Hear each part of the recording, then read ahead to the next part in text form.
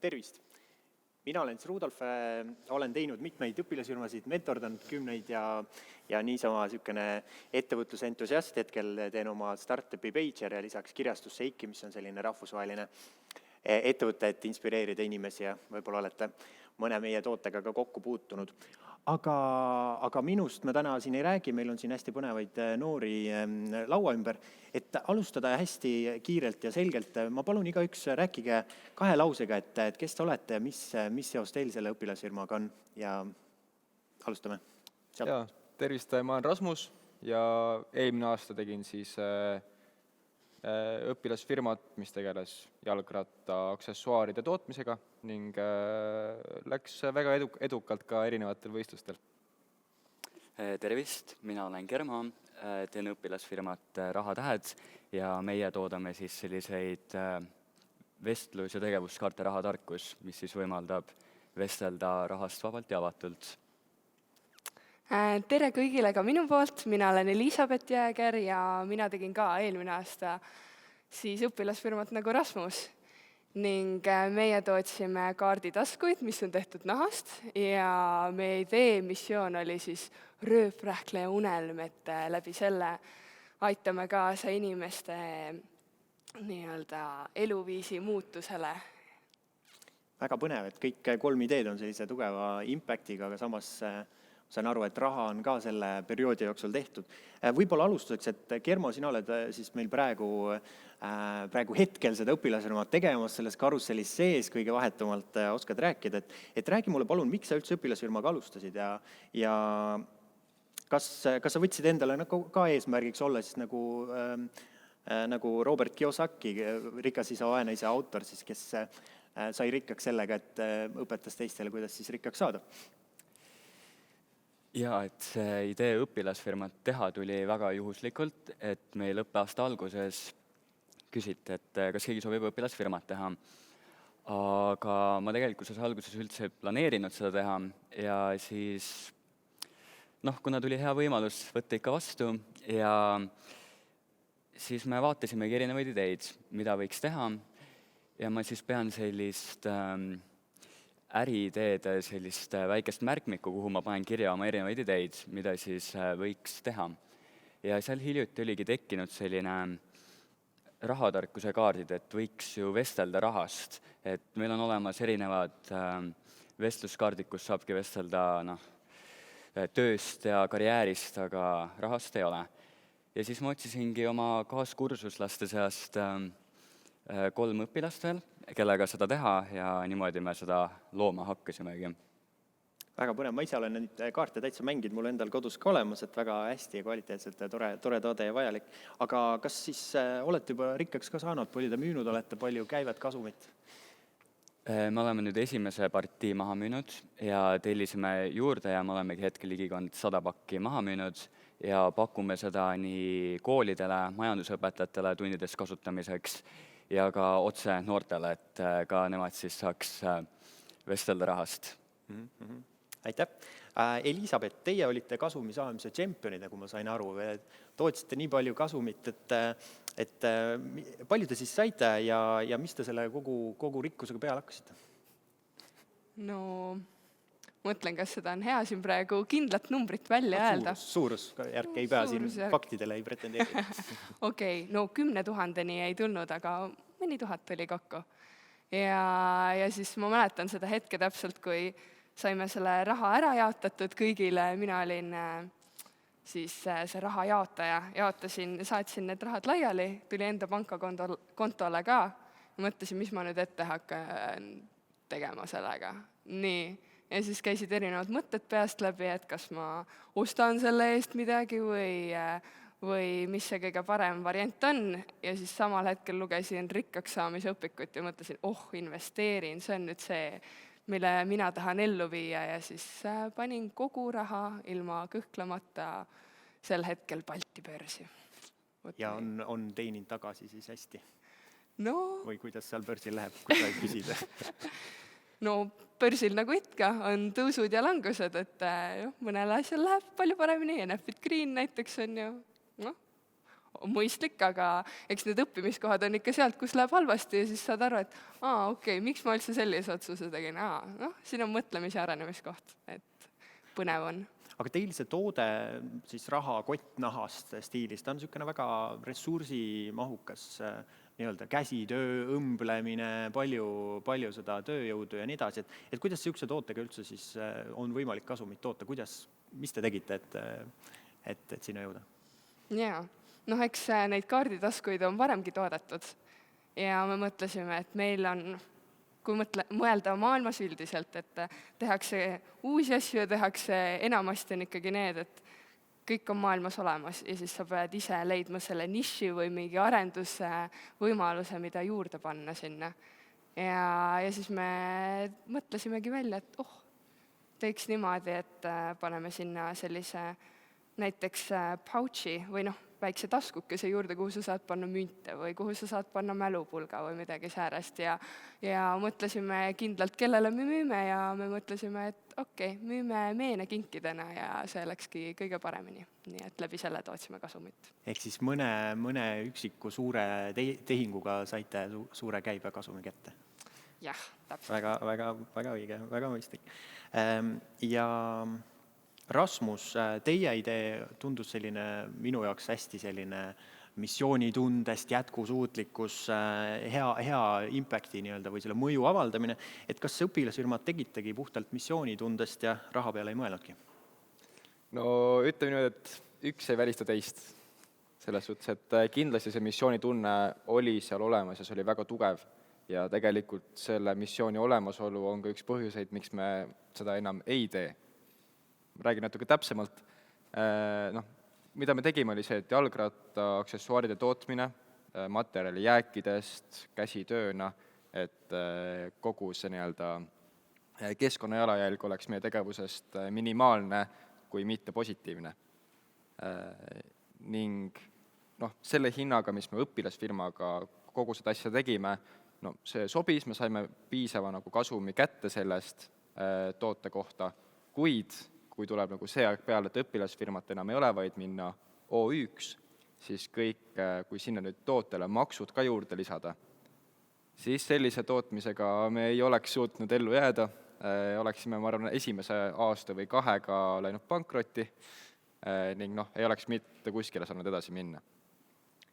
Ehk jah, peab paraku ütlema, et alguses missioon viis edasi, kuid kui tuli see hetk, et hakata ka raha peale veel pingsamalt mõtlema, et kuidas me tegelikult pikas perspektiivis ellu jääme, siis seal oli ikkagi päris palju kõhklemise kohti. Eks see kasum tekkis puhtalt sellest, et käibemaksu ei maksnud ja tööjõumakse ka polnud õpilasfirma. Peab tunnistama, jah. Aga see on hea just nii-öelda alustada ja mudel kätte saada, et mahtuda ja käibe ja selle pealt saadki omal neid muid kulusid madalamaks ja edasi.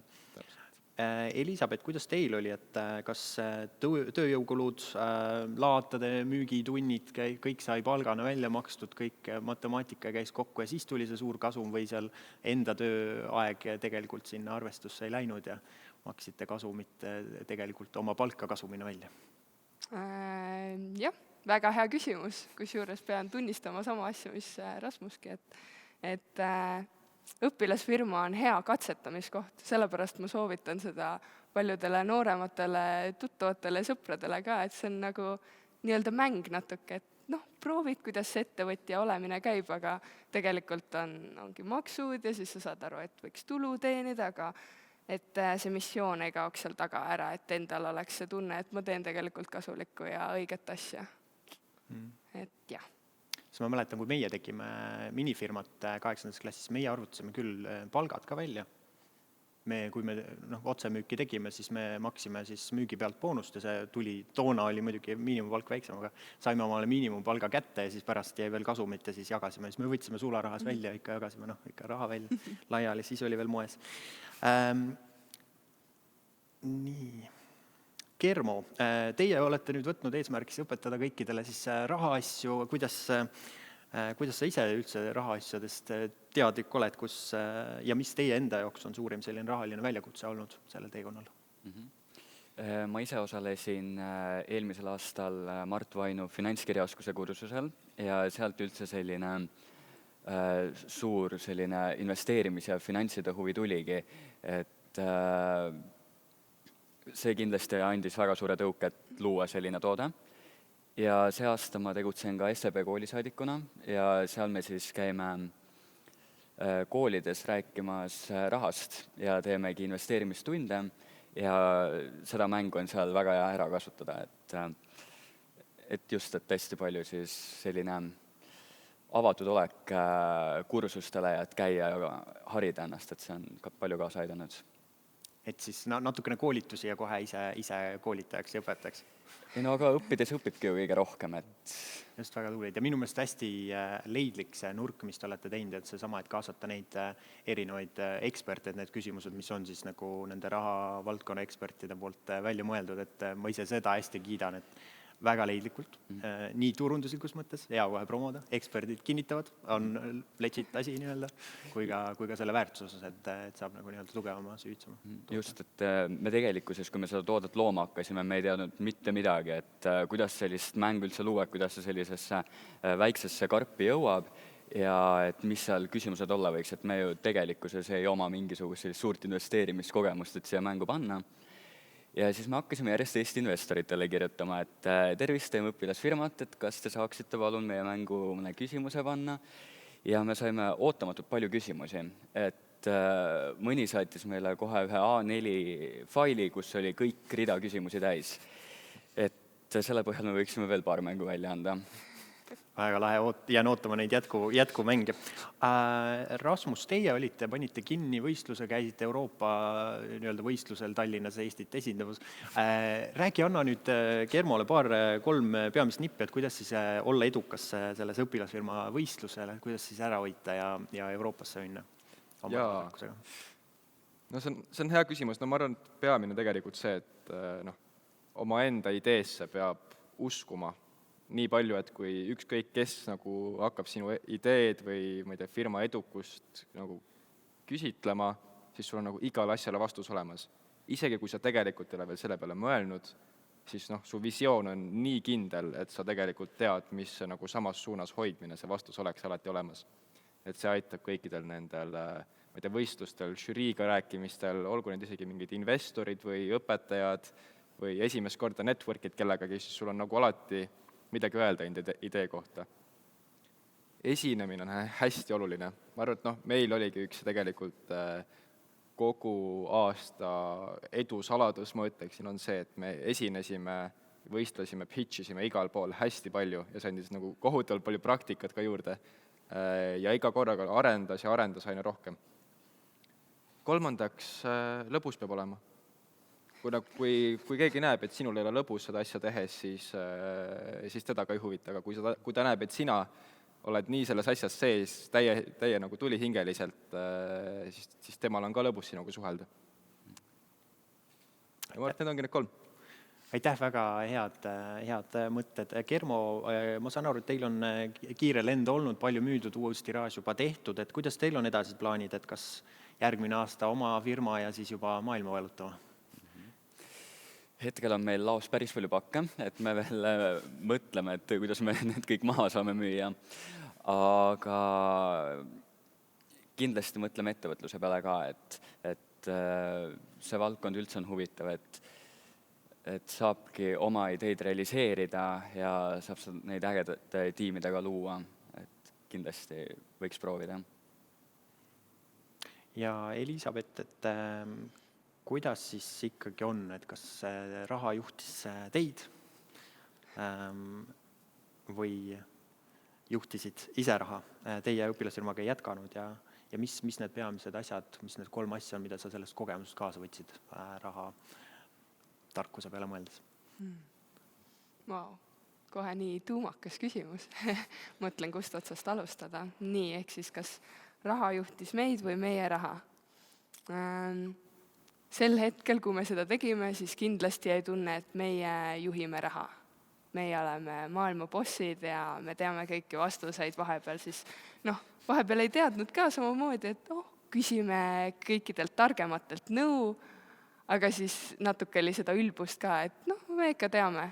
Aga tagantjärele analüüsides mina olen küll leidnud, et on nii palju põnevaid aspekte seal veel, et võib-olla siis näiteks üks põhjus, miks me ka lõpetasime, et okei, kasumit nagu tootis, aga samamoodi mitte piisavalt palju, et jätkata ja et meie ei vali seda praegu 12. klassi kõrvalt. Vot nii. Ja kõige kasulikumad kogemused, 3 tükki. Esimeseks ma võtangi selle miksi näiteks, et ükskõik mida sa teed, et läbi mõelda, et miks see oluline on sulle. Ja sealt tulevad juba kõik teised asjad, et teiseks näiteks see julgus katsetada ja proovida, isegi kui sa võib-olla läbi kukud, ja siis on õppimiskõver palju suurem. Või näiteks koostööoskus, mida me hästi palju õppisime, kommunikatsioon, et igal pool läheb vaja suhtlemist ja läbirääkimisoskust, jah, täpselt nii. Ja enda jaoks mingeid väiksemaid nippe siis veel, aga need 3 oleks sellega seoses. Et oskused just nimelt ja see ideed, et see mõtlemisviis, mille võib kaasa võtta õpilasfirma tegemisest. Ja Rasmus, sulle, et kui sa nüüd analüüsid, et toode ei mängi välja, raha ei tule välja, et kui sa saaksid minna tagasi sinna faasi, kus te mõtlesite välja oma ideid, et kas sa teeksid mingi teise toote, teenuse, mingi teise õpilasfirma või siis kui natuke laiemalt nagu seda küsimust mõtestada, et need kõik 100 koolinoored, kes meid praegu vaatavad, et kuidas nad leiaksid mingi niisuguse idee, mis siis on põnev teha, millel on see missioonitunne, aga raha ka pärast jääks vahelt? Ma ei usu, et ma teeksin teisiti. Ja seda isegi mitte sellepärast, et ma arvan, et kui ma teeksin uuesti, siis äkki mul oleks suurem potentsiaal raha teenida. See ei ole isegi see, vaid kuna meile endale nii meeldis see idee ja kogu see jalgratta kultuuri sees olemine ja me kaifisime seda täielikult, siis see aitas meil tegelikult aina rohkem ja rohkem sellega nagu edasi minna ja püüelda, kuna me tahtsime nii väga kogu seda nagu kultuuri enda ümber arendada. Kui me oleksime võtnud mingisuguse teise idee, mis oleks võib-olla toonud meile 5-kordse kasumi, aga kogu selle firma idee oleks olnud raha teenida, siis ma arvan, et me tegelikult oleksime nagu palju halvema tulemuse teinud, kuna see idee, nagu jah, see armastus selle idee vastu ja see raha, mis sealt vastu tuleb, see ei olnud nagu piisavas heas suhtes, ei oleks vähemalt. Et ma teeksin kõike täpselt samamoodi. Aga kuidas leida sellist õpilasfirma ideed,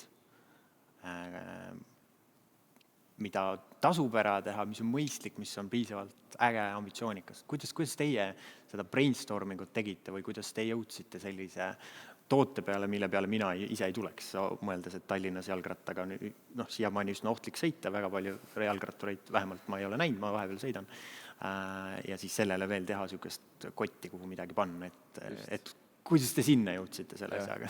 Tegelikult see idee tuli aastast 2019, ehk siis nüüd juba 4 aastat tagasi, kui ma olin vahetusõpilane Taanis. Ja Taanis on rattastruktuur pisut parem kui Eestis, aga jah, seal ma sõitsin igapäevaselt kooli ja sealt tagasi trenni kuhu iganes ja kuna seal on veel vihmasem kui Eestis, ma ütleksin, siis sealt tuli see idee, et vihma kindlamaks teha see rattakogemus. Ning jah, poisid, mul tiimikaaslased, kui me hakkasime õpilasfirma ideid genereerima, siis ma võtsin endal telefoni märkmetest lahti selle, et ma olin kirja pannud, et siuke mingi sadulakate võiks olla, mis hoiab vihma kinni. Nemad mõtlesid, et see on päris hea idee, mul ei ole kuskile oma telefoni panna rattasõidu ajal, et telefon taskus on ebamugav. Kombineerisime 2 ideed, kott ja sadulakate üheks ja kuna jah, meil kõigil 3 oli selles mõttes mingisugune seos varasemalt selle nagu rattasõiduga olnud ja mingi nagu uus kombinatsioon rattaaksessuaari näol oli nagu ka välja mõeldud, siis järsku siis saad ainult edasi minna ja teoks teha. Ehk siis natukene oma vajadusest, natukene maailmas sisu nägemisest, et mis mujal toimub. Ja ma arvan, et kõige tähtsam, kust alustada, on see, et kui sa näed ise kuskil seda probleemi, et sa oled olnud mingisuguses olukorras, millel ei ole head lahendust, kas siis sul sellel hetkel olnud või ei ole üldse olemas või vähemalt sinu regioonis ei ole. Et see on esimene hea alguspunkt ja siis analüüsid idee läbi kas keegi teine juba teeb seda, kas ta teeb seda hästi ja kui teeb mitte nii hästi kui saaks, siis teha paremini ja sealt tuleb ka edu. Väga head mõtted. Ma ise hakkasin ka mõtlema sellele ajale peale, kui meie oma ideede peale või et kuidas meie nagu seda genereerimist tegime. Mõned mõtted võib-olla üles visata, et me tegime niisugust harjutust näiteks, et võtsime 2 suvalist sõna, mõtlesime välja suvalised sõnad, näiteks hambari ja lehm. Ja siis selle ümber pidi mõtlema mingi toote välja. Ja siis me tegime seda mitu ringi, ehk siis sa võtad nagu väga suvalised 2 asja, üritad nende vahel mingi seose leida, ma ei tea, mingi ongi, et lehmale mingisugused puhastusvahendid, varjad ja why not, on ju. Mingid sellised täiesti nagu outside asjad ja sealt, et sellega sa nagu paned valmis oma aju mõtlema, paneme asju, leidma seoseid seal, kus võib-olla ei ole veel leitud.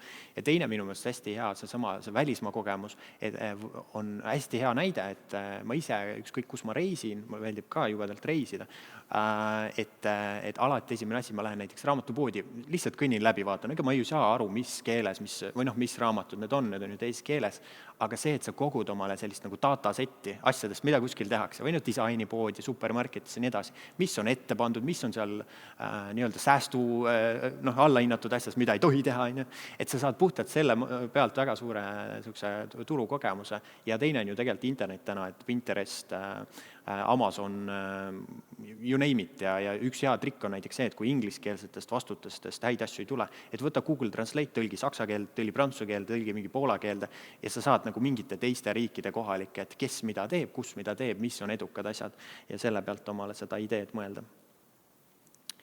Aga Germo, kuidas sul on, et mis siis see koolinoor, kes meid kuulab, saab juba teha, et tulevikus olla rahaliselt edukam, et ühelt poolt harid ka siin kooliõpilasi ja teiselt poolt ise oled seda kogemust läbimas, et mis sinu sellised rahatarkuse nipid ja soovitused teistele on, kes veel selle teekonnal on? No esimeseks asjaks kindlasti, et olla hästi avatud õppima, et me teeme rahaliselt vigu, näiteks emotsioonioste vahepeal, aga kindlasti, et kogu aeg edasi püüelda, et rohkem siis rahatarkust saada, et seda saabki näiteks läbi Instagrami teha, et ma lülitasin kogu oma Instagrami sisu harivaks siis, jah, et näiteks jälgin Kristi Saaret, hakkasingi lugema storysid ja ma võin siin pensionisammastest nüüd täitsa vabalt rääkida, et just, et harida ennast, et see on see kõige esimene samm.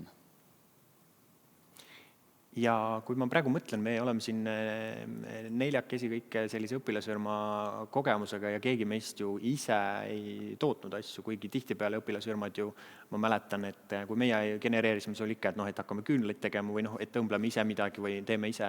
Et kuidas, Elisabeth, võib-olla sulle see küsimus, et kuidas teie siis näete, et mis väärtus on sellele, et ma ise toodan ja mis... Et kas see, et te tegite head tulemust nii-öelda ka majanduslikust numbrites, on siis nagu müügiturundused teha ja nii-öelda toota polegi ise mõtet ja toodet arendada või kuidas sa sellel nagu skaalal näed, et kuidas peaks õpilased tegema? Kas ise toota või lasta toota ja ise puhtalt müüa ja turundada? Mulle tundub, et me kõik oleme jõudnud arvamusele, et need teadmised ja oskused on kõige vajalikumad, ehk siis igaüks võib ise leida selle, et kas tema jaoks on oluline näha ise, kuidas see küünal näiteks valmib, valada kokku neid asju, või siis lasta toota kellelgi teisel ja siis panustada müüki ja turundusse, mis on ka kindlasti oluline. Aga siiski see käibekasum tuli sellest, et olite tublid müüjad või teil oli lihtsalt nii äge toode, et kõik tahtsid osta?